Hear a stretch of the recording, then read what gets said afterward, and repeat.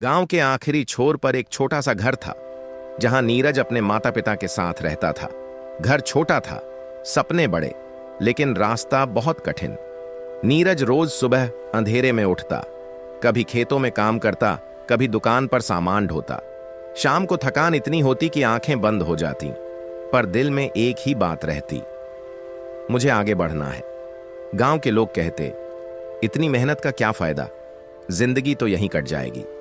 नीरज मुस्कुरा देता।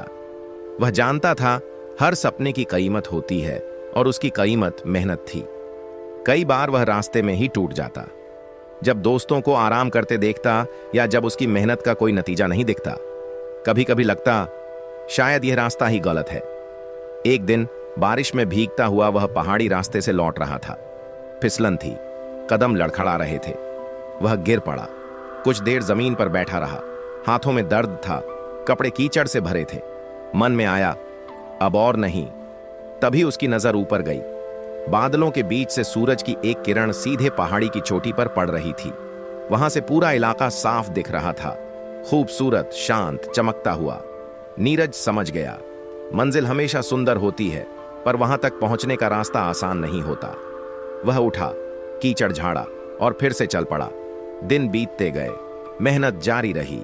रास्ता कभी आसान नहीं हुआ, लेकिन नीरज मजबूत होता गया।